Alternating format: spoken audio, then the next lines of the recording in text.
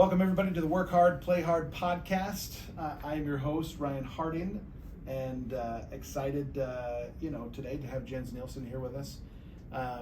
We are going to talk about a couple things here, but let's start off with kind of get to know you, Jens. What got you started into real estate? Why real estate? Yeah, I guess I've always had like a fascination for real estate. Grew up playing Monopoly and always kicked butt in it. Great game. So obviously that has a little factor. But my dad, he's always been in real estate as well. He's a commercial real estate appraiser. He's had his license. He's developed a little bit, but that kind of played a factor in it. And then just talking with friends, working with people and such, kind of got me interested into the real estate market just in general. And then I went and studied construction management at BYU, graduated from their program, and worked with D.R. Horton for a number of years as an assistant super. Yep. So I got some background in the new construction, that aspect and such, and then I decided to get my license just over 2 years now, and I feel like having just that background of construction, family in it and such, has been able to not only help me and but also my clients. Sure. Sure. That's kind of my little story. I like it. I've got a question that I think other people might be wondering. Yeah. Where does Jens is a cool name? Where does it come from? So How'd you it's name Jens, or is it Gents, or does it matter? Well, yeah. So the correct pronunciation is Gents. If you want to be real technical, it's Jens. That's the Danish pronunciation of it. But I'll be referring to you as that from now on. Yeah, Jens. there we go. There we go. But yeah, so Gents comes from my Danish ancestors on my dad's side, and Jens Neilsen, so super Danish. Yeah, very Danish. Yeah. But yeah. I got Danish ancestors, so. Good line. Good line. Yep, that's exactly it. We'll have to play Monopoly here too sometime. Yeah. So we'll test your skills. There we go. Yeah. I started a company with a friend of mine, our first buying real estate and stuff, and it's called Boardwalk Brothers. So, Oh, heck yeah. anyhow. My wife won't play with me anymore just because she says my strategy's cheating. But It's better to keep the marriage intact there. That's probably smart, Because he always flips the board. All right, so you have something called house hacking. Talk to us about that. What is house hacking? What is that? Yeah, so essentially house hacking is when you are wanting to get started in real estate investing or but also at the same time get into your first property. I'm sure a lot of people have heard of what's the name of the big group, the podcast people, the real estate investing. Anyways, they talk a lot about house hacking, and essentially it's where if you don't have 10-20% to get down into a rental property, you want to get started with the real estate investing part of it, you can pay 3, 5, I'm sure you could probably do 0 even with some of the USDA loans and such to get into a house, and then depending on the regulations of the city and whatnot will allow you to rent out the other portions of the home, whether it's bedrooms or renting out other units to other individuals or families and such. So that's essentially kind of the basics of it. So a way to kind of get into a home, you're owner occupying it, so you're getting a better deal, right? Oh yeah. As far as financing goes, that's what you're saying. Mm-hmm. And then instead of occupying the whole thing, you're going to rent out rooms or / obviously if there's an accessory apartment, obviously that makes it really easy, kind of thing. Yeah. But you're saying even if without an accessory apartment, kind of helping to try to do that. Is that Yeah. right? Oh yeah. And it's probably like one of my favorite, I don't know, I feel like it's starting to become a little more popular, but I feel like it's still kind of unknown amongst a lot of individuals. Sure. That it's an amazing hack to not only get started in real estate investing, but to subsidize your mortgage. Like everyone is getting crazy now about passive income, minimizing their expenses, maximizing their income. And so I think it's an awesome way for people to take advantage of that. Like you said, not only can you do lower percent down, but because it's owner occupied, you get a better rate anyways. So. Yep. Well, I know I've had some clients that have done that once a year, right? Because one of the rules is you have to live there for at least a year, right? And so a lot of them were single, right? So it's a little easier to do that when you're not married and stuff like that. But they would have their roommates and stuff like that, and they'd buy a house every year, and obviously kind of gradually build that real estate empire per se. Yeah. Right. Which kind of made sense, because again, they can get that better deal as an owner occupant Mm-hmm. versus buying as an investment property. And obviously they're in a good spot now because they did it, several years ago, and so they've made some money, as far as equity goes, right? Yeah. Well, I mean, one of the cool things is that, especially when it comes down to if you can find legal duplexes, triplexes, and fourplexes, you can use the projected income, and I'm sure you guys know and deal with it, that you can use the projected income for the area to help qualify you for the loan to even get like a larger loan amount anyways. So that was something that my wife and I did, and we're practitioners of it, so I feel like we can also help my clients with it as well, because we've actually gone through the process where we ended up qualifying for our duplex just on my wife's income. And because I hadn't reached my 2 years mark yet with real estate, and this is my full, and it's my full career. So we weren't able to qualify me, but we were able to qualify her and also use the projected income to qualify for it. And then not only is that comforting, because it's like, I'm obviously bringing in income, but we're just qualified off of her.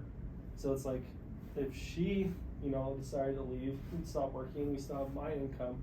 Yep. But then now with our tenants and such, they're paying 2/3 of our mortgage. Yep. So Yep. that's and then by the time we end up moving out, we're going to be cash flowing on it, which is just how that whole kind of building the portfolio, like you said, they start cash flowing, which they could use that to now subsidize the next one and even pay less, if anything, and then it just compounds over and over. So.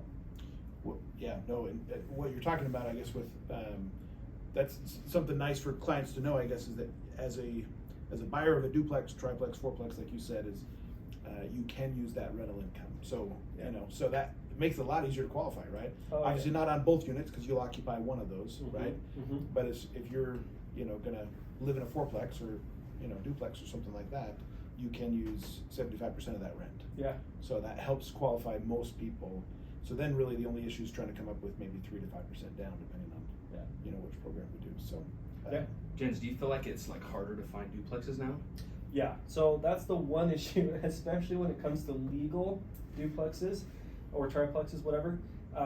There is more of a demand for that, and they are going to be priced higher because you can get that projected income to qualify for it. So while it is harder, it's not impossible. And then at the same time, I would say, if you can't do that, find a single family home that allows you, because a lot of these cities now are allowing it because of the housing shortage that we're having, and even the rental shortage.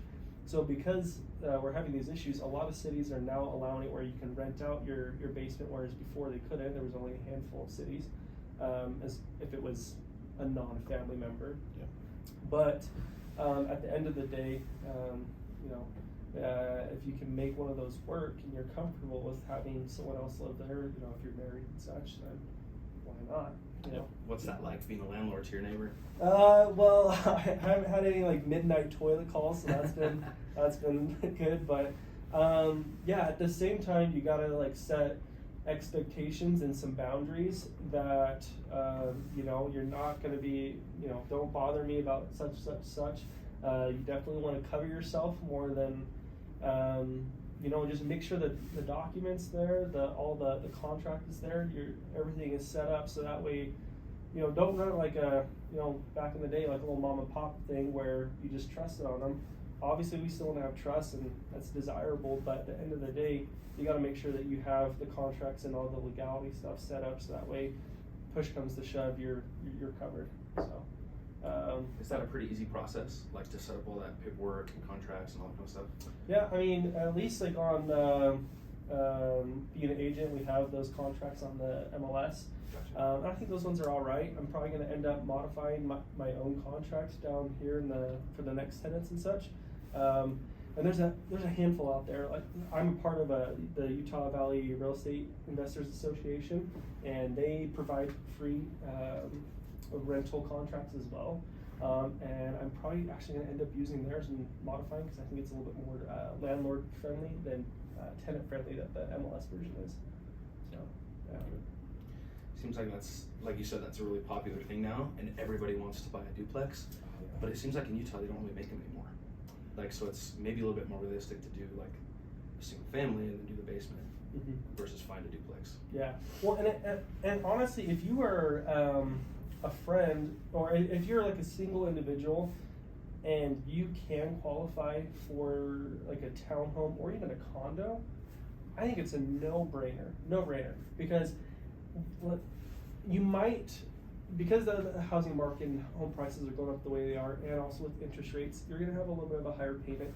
But if you can qualify for the payment by yourself, and then you have your friends or even tenants as being a single individual, and having them rent out the other rooms, it's just going to subsidize that for you. And so, I mean, I just think it's a no-brainer to just bring that down. And then, let's say you take a pay cut, well, you don't have to worry about that because you have tenants that are going to be paying your mortgage, and so you're not over-leveraged. So, yeah, I think it's a fun game. Well, let's switch gears here a little bit. What so you do a lot of social media stuff, right? Yeah. Tell us, how's that going? You liking that? It's good. It's a roller coaster, and from what I've learned, is consistency and value is dramatically more important than putting out one good piece of content every so often, and showing, like, back in the day, realtors, loan officers and whatnot, they were just putting out closed, for sale, under contract and all that stuff. Sure. People do not want to look at that anymore. I mean, it's like no one cares about it. And even when you did put it out, it's like, what was the engagement on it? Like, no one cared about it. And while it does show some, like, sort of credibility, I think it's, you want to put it out there. I'll mainly just put it on my stories, but more than anything, it's putting out content that's going to be relevant and helpful to people. I've gotten some leads through my TikTok, Instagram, and now my YouTube channel, where I'm providing value for them, whether it's home tours, talking about house hacking, talking about different down payment options, loan programs and such, to the extent that I can, and people reaching out to me and asking about it. And so I think that's one of the great things. And then more than anything, it's just staying on top of mind of the sphere of influence that you do have and engaging with those people. Do you want me to kind of go into, like, some of the algorithm stuff? Sure. Yeah, go ahead. Yeah. What do you tell us about that? So what I've been, like, noticing is that if you're not actively engaging with the platform, like, if you're just posting content, it's great. It's gonna do a job.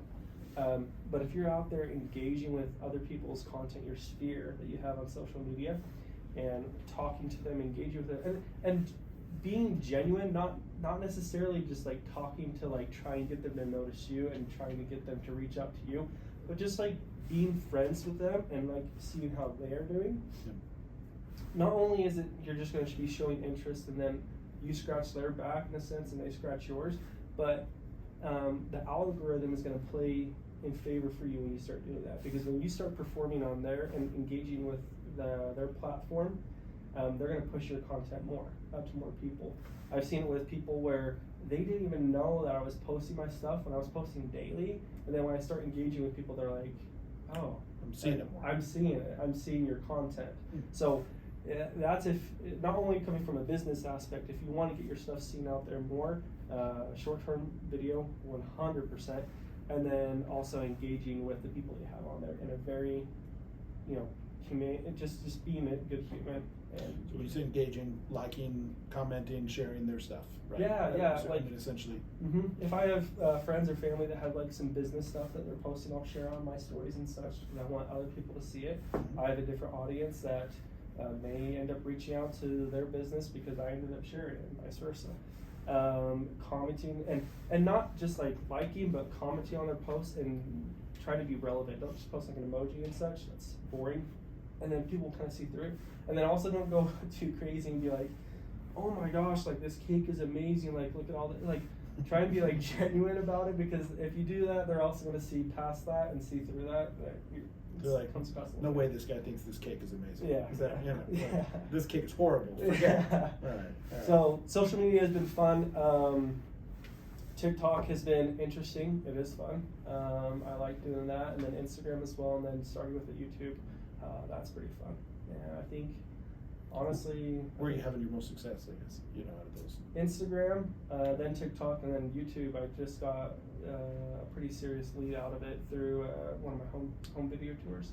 So, Nice. but I'm like really trying to push for my YouTube channel right now, because from what I've been hearing and studying and seeing from other individuals and such, is that YouTube's going to be ramping up like crazy. So. In which way? Like trying to do the home tour videos and stuff like that, or just in general? Just in general. Yeah, YouTube is, so it's owned by Google, so it's Yep. the second most searched platform, but it's starting to become even more so than Google, because most people, when it even applies to me when I'm looking for stuff, majority of the time if I'm trying to figure out something, I'm going straight to YouTube. I don't even want to look on Google, because I just want to, it might just be more of like, I like to see something happening. Sure, Or like see an instruction something- manual or something like that. Is that you're saying, like, hey, explain to me how Yeah. to do this game? Yeah. I know sometimes we've looked up, like, I got in a game, I want to figure out how to do it. Yeah. I don't want to read the instruction manual. I want to watch them, Yeah. play it for a Have second, them right? explain it. Yeah. Yeah, exactly. Or so YouTube's going to be becoming a lot bigger and a better push. And I think it's going to be awesome for not only real estate agents, loan officers to go out there and explain the process. There's different key aspects to it. You gotta have a great thumbnail, because if you don't, no one's clicking on it. It doesn't matter how good the video it is. If you don't have a good thumbnail, it's not gonna get clicked on. So that, and then just having solid content, and then from there, probably keeping it short and precise to the point. Get it across, because you'll lose people if you don't. Do you do more longer form on YouTube, or is it the same stuff you're putting on TikTok you're putting on YouTube? So I cross-platform it, especially when it comes to my shorts. YouTube has pumped out its shorts. Which is like YouTube's version of TikTok, kind of? Yes, and they're constant. They're always trying to fight against each other, so they're pushing out some other stuff. Like TikTok just came out with stories, like what Instagram has. I push all of my short-form content on all platforms, and then with YouTube, it's more of my longer-form content. Usually my video tours are like anywhere from like 10 to 15 minutes. I just did a home buying one, the process, a guide, and I think it was like 12 minutes. I want to try and keep it to somewhere between like 5 to 10 for like tips and such, because you don't want to lose people's attention.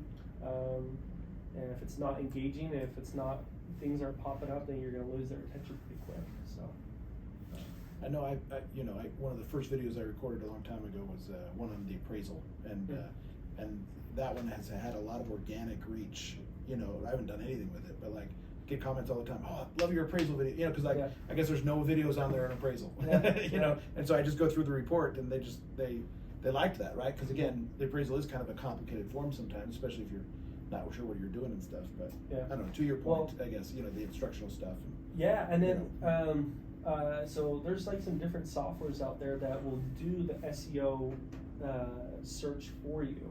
So I use this software called vidIQ, and essentially it's pumping out stuff that the volume is there on YouTube, but either the content isn't there, or it's not quite where it should be based on the AI of YouTube. And it's giving you like what most people are searching for with low competition. And I've seen stuff where I think you guys would be great with. It's like talking about the recent rates and such. If you were to pump out like a YouTube video of like 5 to 8 minutes, here's what's going to happen like with your payment and such. This SEO is saying this is going to be a hot thing, where a lot of people are going to be looking into it. So, I like that. Yeah. So it kind of gives you the areas that, hey, there's a need here. Oh yeah. Yeah. That's good. That's cool. So I see your stuff all the time. Like every time I'm scrolling through, it's like, hey, there's Jen's. Yeah. It's because he's engaged with you. That's right. I do fire emojis on your stuff. Yeah. You do 3 times a day, or what's your process for posting? So, I'm trying to perfect it. There's been times where I was really good, and on TikTok, more than anything. So, here's how it's kind of broken down. TikTok is very unnatural. They just want to see you. They don't care if it's a perfected, crafted video. Obviously, you want to have good quality footage, sharpness and such, and you want to have it be engaging, capturing people's attention, whereas Instagram is a little bit more professional, kind of get a little bit higher up, and then YouTube's even more. So when it comes to TikTok, at a point I was posting 5 times a day and getting about 50 to 100 followers a day. It was crazy. I've since then slowed down. I want to ramp it back up because I'm not chasing after a follower count just for followers. I'm chasing after exposure to go out and help the most amount of people. I just want to go out there and provide tips and help people on the home buying process because people are lost with it and such. And then when it comes to TikTok, Instagram, it's more of like one post a day, and then maybe like a carousel post. I might explain like a part of the home buying process in a reel, which is huge. And then I'll break it down into a carousel post so that people can read it. And that provides me 2 forms of content with just one idea.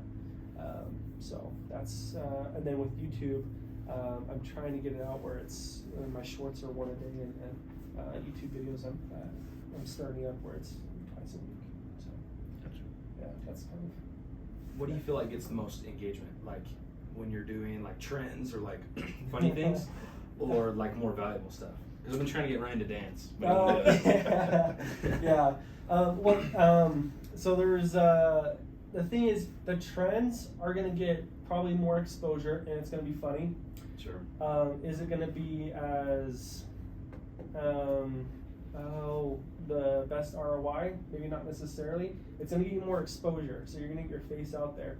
Now, a lot of those people will end up probably looking at your profile because it's a trend and it's pushed out there more.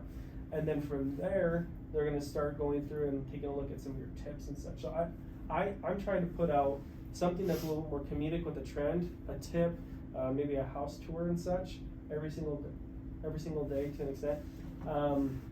So that way I'm pumping out stuff that's gonna give me exposure, stuff that's gonna give me tips, and that's where I get the leads. That's where I get people that are interested, are like, hey Jens, can you actually help me out with this? And so, yeah.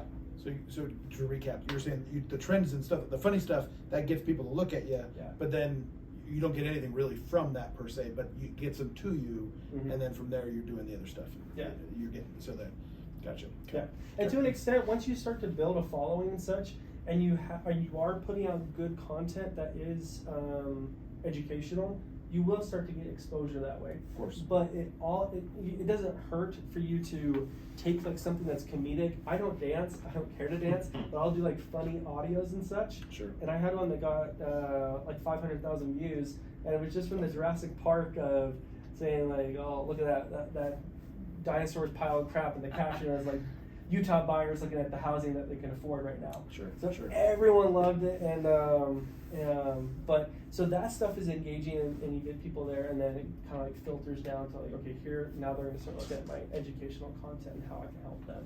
Gotcha. My wife loves those. All I watch is like real estate stuff. She's like, I like those funny ones he does. You're talking about yours. Oh, thanks. Thanks. She loves them. See, he's pressing me to do this. He wants the funny stuff.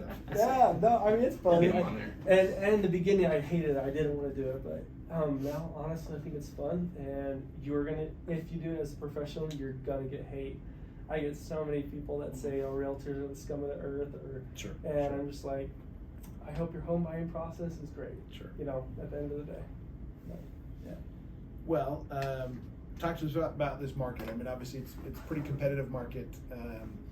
What are you doing, to help get those buyers' offers accepted right now? What things to set yourself apart? I mean, if you don't have tons of cash, how are people getting homes? Yeah. So I would say more than anything, it's being on top of it more quicker than others. Having your agent develop a great relationship with in this case, the listing agent. Have them reach out, figure out what the seller wants. And then obviously, if you're limited on cash or whatever your offer may be, you can structure it to what you're capable of doing.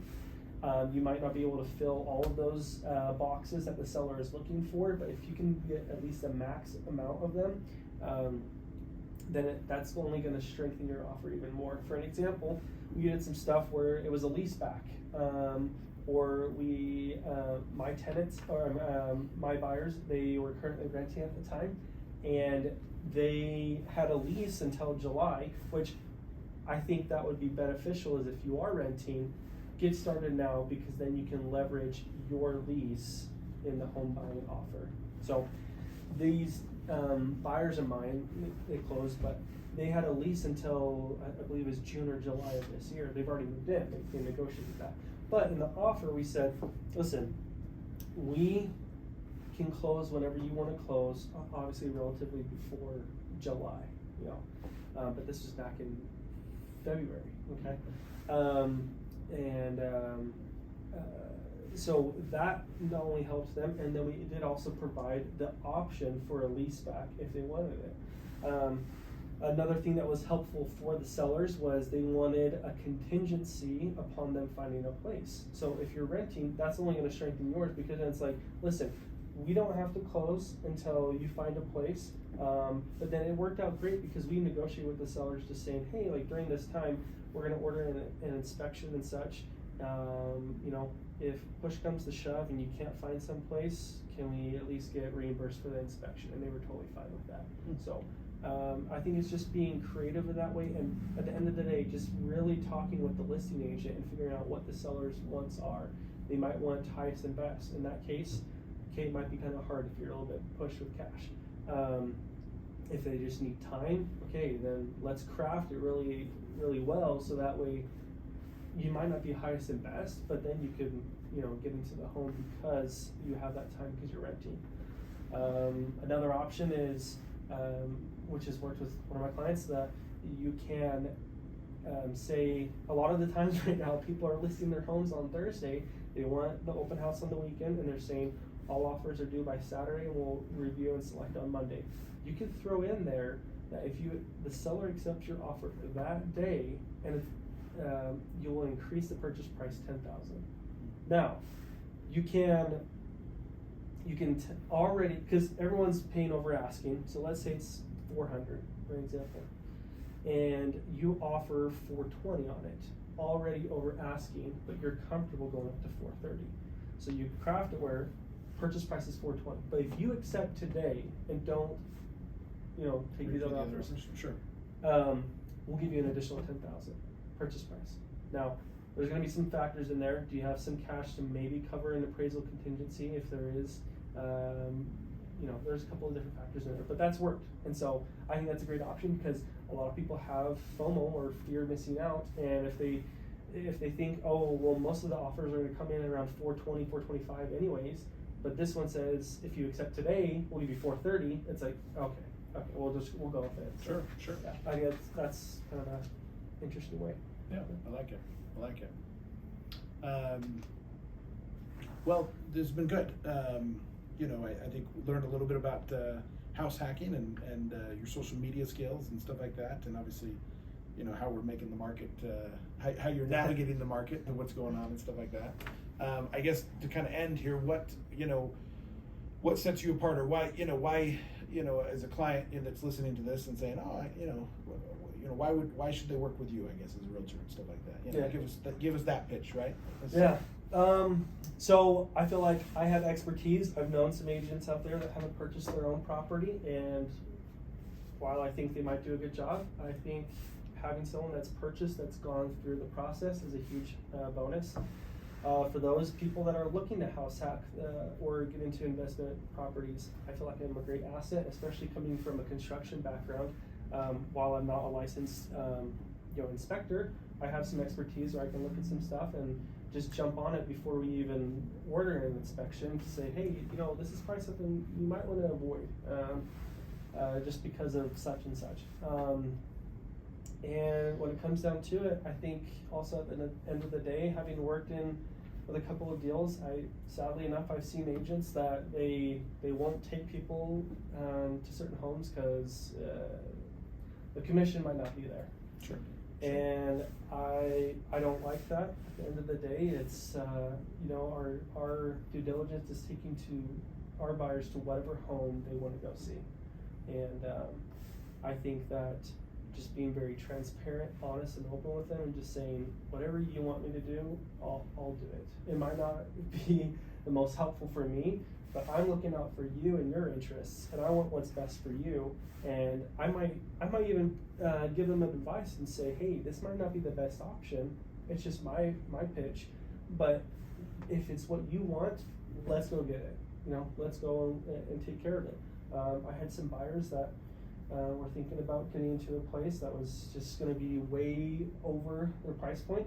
And I'm a little bit more on the conservative side when it comes to just living under your means. And I kind of advised, like, maybe let's look at something a little bit lower price point. And they wanted to do the higher price point, and so I said, okay, let's go for it. But, so at the end of the day, I got your best interest at heart, and house hacking, duplex, triplex, all that stuff. I feel like I have the expertise to help people that are wanting to get into real estate investing, but then also get into their first property and such. Love it. Yeah. Love it. Yeah. No, thank you, Jens. Appreciate you coming on, and it's been educational. Very good. So, okay. Well, thanks everybody for listening. Like, subscribe on whatever podcast platform you're listening to, and we'll see you next week. Thanks.